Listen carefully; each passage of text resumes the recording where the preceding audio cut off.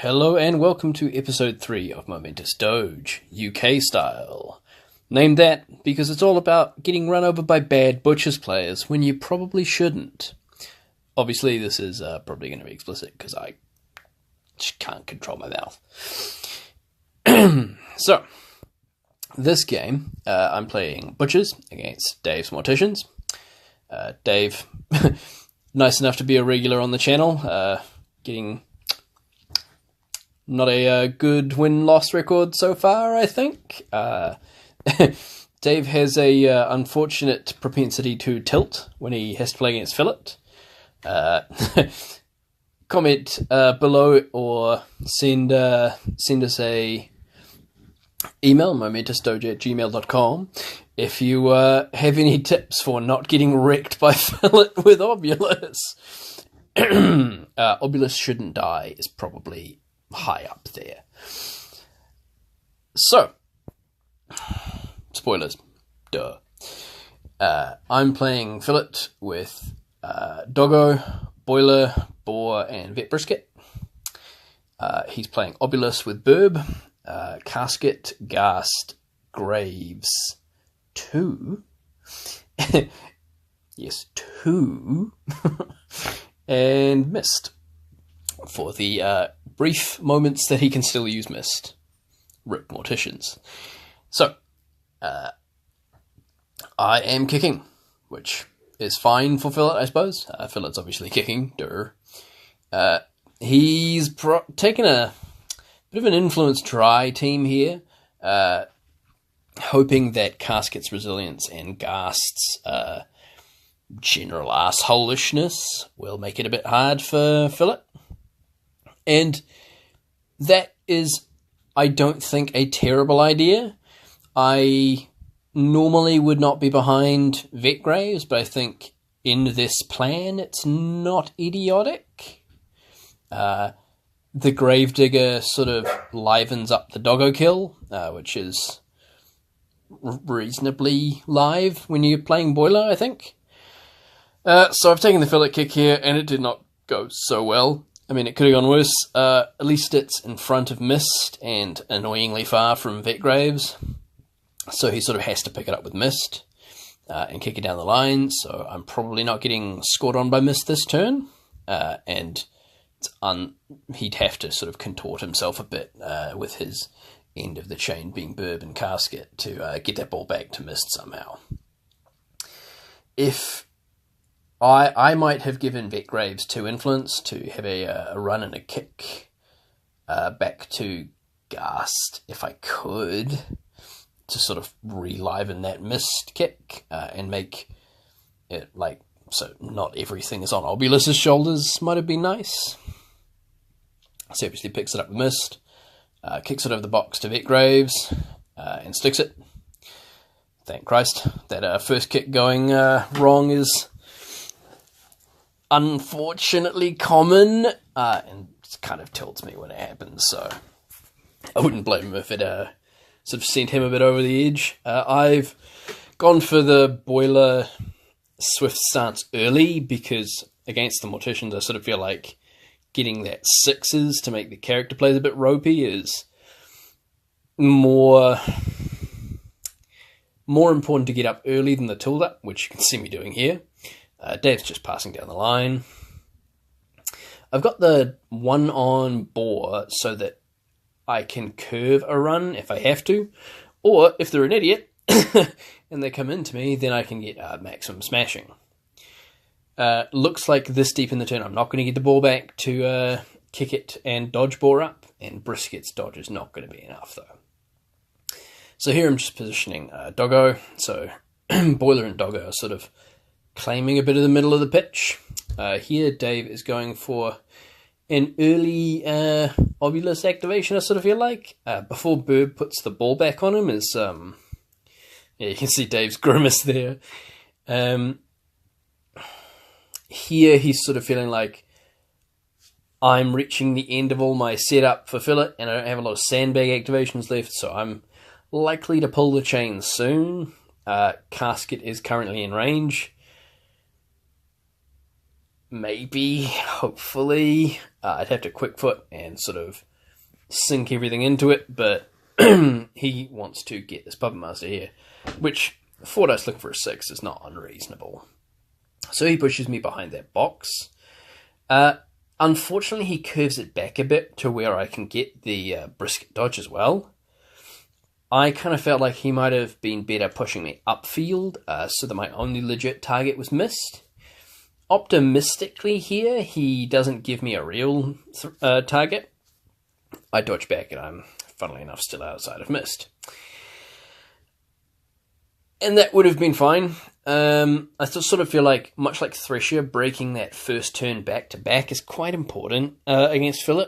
If she does get to sort of like roll turn into turn, it can be quite hard to come back from it. There's a lot of damage getting poured out, and it's not a lot of teams can soak that up and still be sort of operating. Here, Dave is going to make a awesome play and leave Ghast just within walk range of Fillet, because that's exactly what you want. Exactly what you want. So he's going full steam. That to me, that positioning looks fine. Turns out, not quite. Probably could have, like, eyeball measured that, knowing where Fillet approximately was between Boiler and Doggo, and she moved 7 back, so 5 back after the dodge.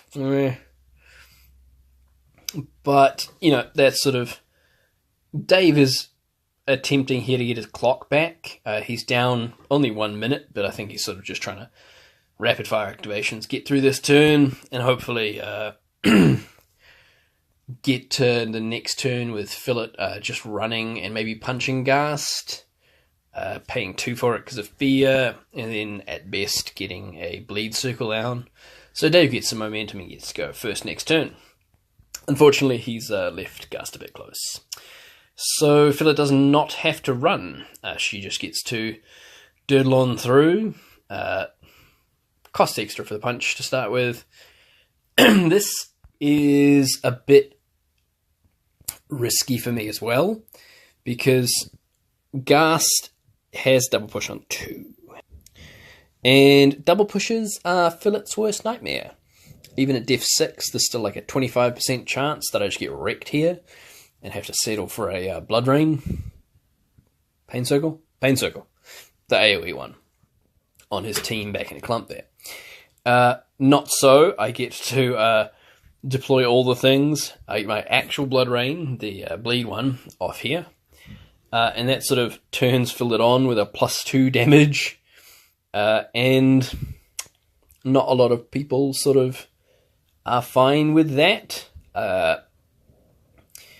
He also, you can sort of see that he's about the inch that would have been putting him outside Fillet's walk threat range, away from that forest, which would also make it a little less auto-dead for Ghast here.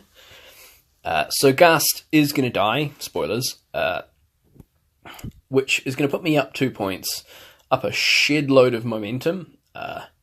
Dave does, I think he's got 4 there.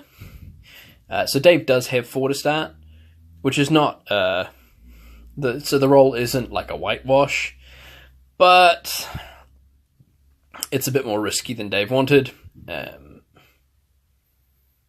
So I win the roll here. Good times for me. And Dave, I think this is, you can't really see his face, but this is sort of the point where Dave checks out. Fillet is now going to get to go again. I think he's assuming here that Fillet's going to go first and just kill a guy and run away. I'm not the biggest fan of this. You sort of get less of the output that you take Fillet for if you do that. I don't know why he's gone with Obulus here first. This seems like sort of a depression move, I guess.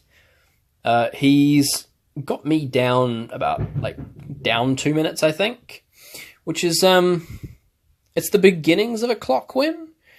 And if I was him, I would sort of be like spreading out and playing the long game, trying to get me out on clock, maintain control of the ball, and maybe like pick up boar. That's sort of be my path back into the game. As it is, he's just making a bit of momentum with Obulus, sort of tying up fillet here.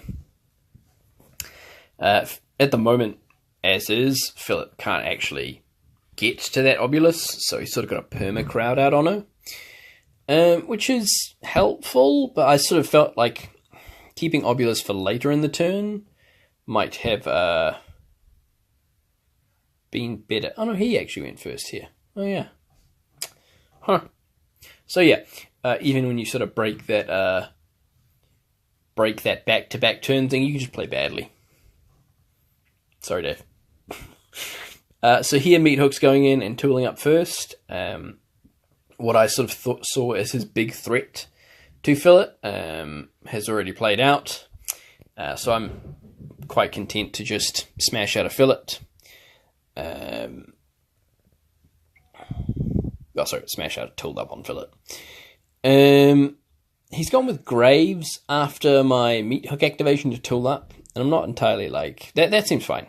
There's nothing wrong there. He's just using players. He's keeping the ball till later.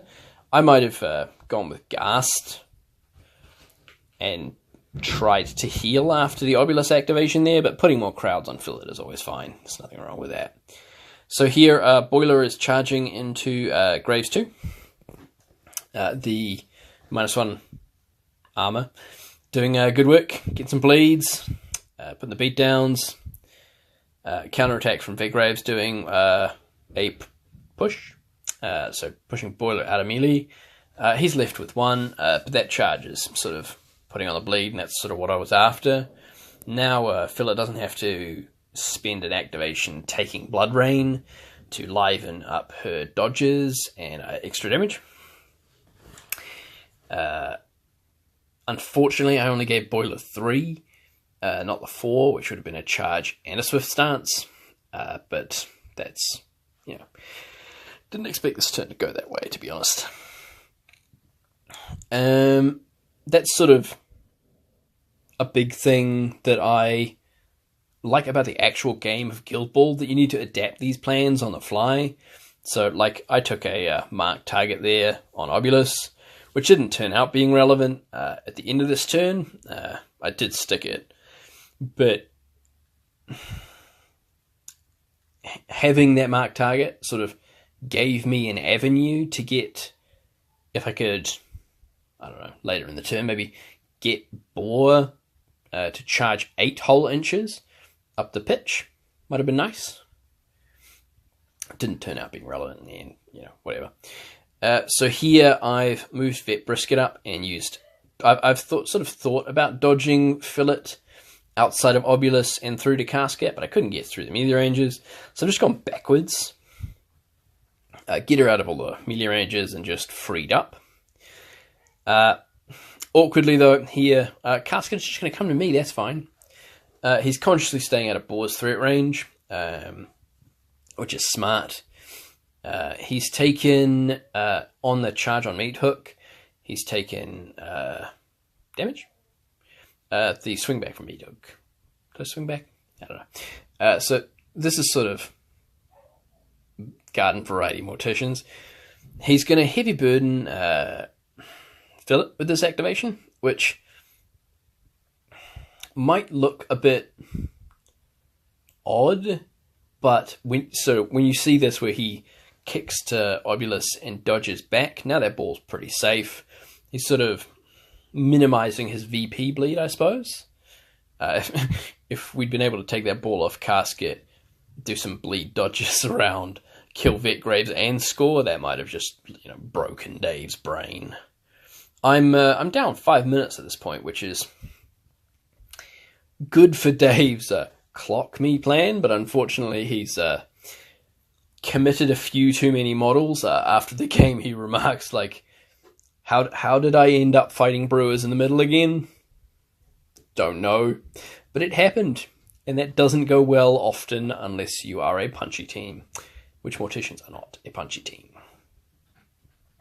So here, Fillet is going to go. She's going to walk into Vet Graves and deploy the beats. We have to, I believe, accept the burb engagement because we don't have the 7 inches anymore to go around, so we just go straight up the guts. Here, Dave is not going to have a great counterattack either. Thumbs up, guys. We are going to deploy more punches. And more punches.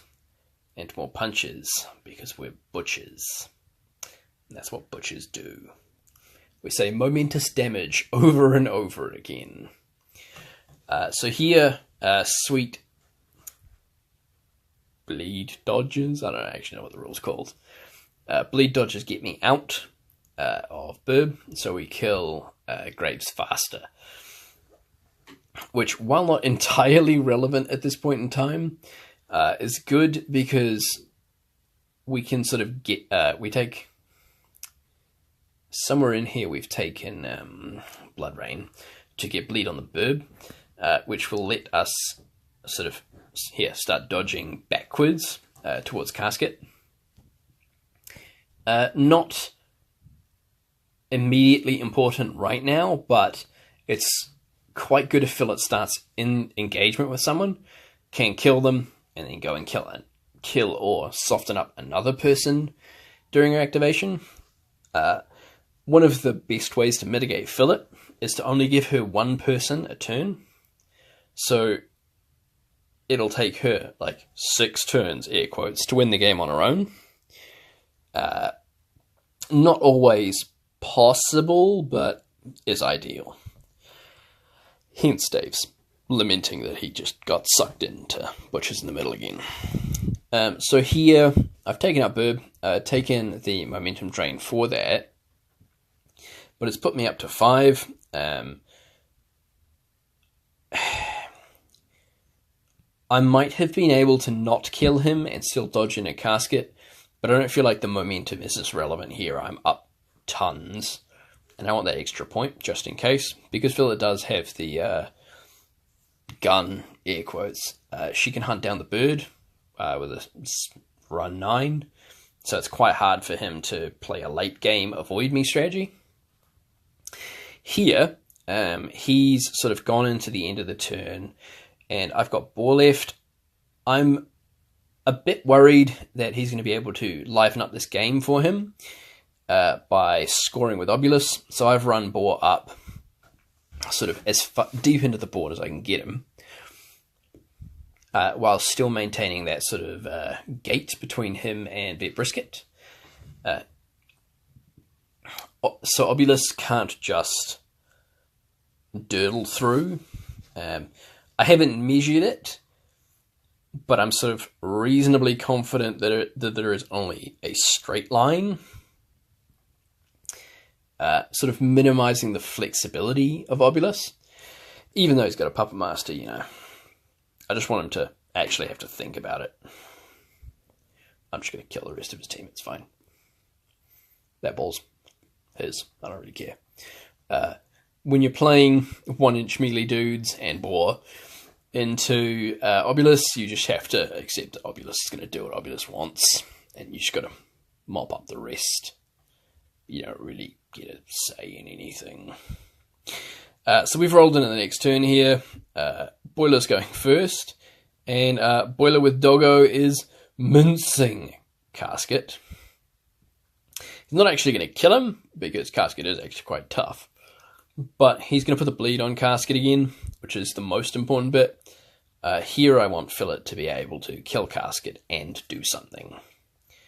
And Boiler doesn't really have a target for the rest of that influence. I'm sort of clumped in the middle, and he has come back on the board and moved Mist in a spread out enough way that he's sort of playing the game in the latter half like he probably should have started it. Maybe unconsciously. The problem is all his players are almost dead. So here he's gone with Ghast. Not entirely sure what he's measuring here.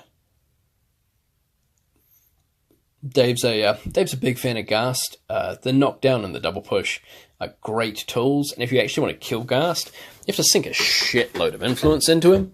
The fear really makes you commit, but he's also a bit of an influence suck. Like, I really like Casket, but it requires a bit of investment. So here, Dave has abandoned the Casket plan. The Ghast plan. Fuck, I always get those two confused. They're nothing alike. I do think Casket is better. That's probably why I'm confusing them. So here we're measuring out the Obulus charge. He's charging Vet Brisket just because he really wants the distance. I've sort of, before he's finished moving his model, he's put down a proxy base, and I'm sort of like, you want to measure that with the charge line. He thought he could get through, but turns out he couldn't. So he has the option of stopping in Vet Brisket, or taking the free strike. If he stops in Vet Brisket, I get an unpredictable movement, and so he would have to be in base to base with her, which is not great for his plan. So he elects to take the free strike in a bit of a despondent manner. And he says, I'll show you why this is crippling for me, and proceeds to not be able to roll 3 hits, because 4-1. Good times. 4-1 high variance, boys. Sometimes it's good. But that's okay. That is totally okay, because I'm going to, like, punt it right back to him. Boar is going to charge. He's going to get out of the way, but Boar is sort of still going to take his swings. Getting into melee, he just goes back to the box to sort of minimize any of the pain here. That may or may not be wrong. I think he's sort of maybe automatically playing it. He's countered and then dodged out of melee range to avoid the berserk swing. So, you know, it could have been a lot worse. This is mostly just, I think, depression chats. Casket stands up. Yeah, Casket stands up and does some shit. Nothing, you know, nothing earth-shattering here. I think Dave's sort of feeling a bit down here. I got the ball back, and I'm up 5. So, because I can't math, that means I'm, air quotes, on 9, and only need 3 points to clinch it, and Casket's pretty much dead. So, good times. Yep. Doesn't mean I can't punt, boys. Doesn't mean I can't punt. So, eventually here, when we stop thinking for hours, you're in the tank, drowning in the tank. So here, what I'm going to do is I'm going to kick to fillet, and then I'm going to remember that I moved doggo. Turns out I blocked line of sight to fillet. So not only am I kicking into melee, which I'm fine with, that's a 5 on 4 dice. Bonus time, that's, you know, okay. We're sort of winning more at this point. But it's 6s because I can't see fillet anymore, which is a bit rough. So we're just going to scatter that ball and be a bit sad. This is sort of when I start tilting as well. I'm like, oh, why am I so bad at this game? But it's okay. Brisket goes in, and she does some punches to Casket, reanimates him. So bleed is off Casket at this point, because I forgot about reanimate. Because I'm great. Great at this game.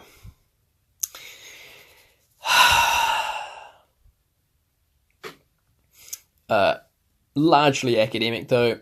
Casket reanimates on 3. Fillet sort of just rolls dice. 3 1s is not really gonna survive on 3 boxes. Luckily enough, he dies quite early in the piece. So Fillet still has enough influence left to go for a runny runs. She takes the dodge because why not? And get to tapping range. Plenty of momentum, plenty of influence. Before we kick the tap in here, Dave's like, "Oh, you've just won. You've just won." And I'm like, "No, I haven't, Dave. I haven't won. Turns out I'm a moron. You'll see I take a pain circle AoE. This not moving is Dave explaining to me. I take a pain circle AoE. Dave didn't explain. What Dave didn't explain to me is I put it on Graves 2 because I'm like, I'll just kill Graves 2. That'll be fine.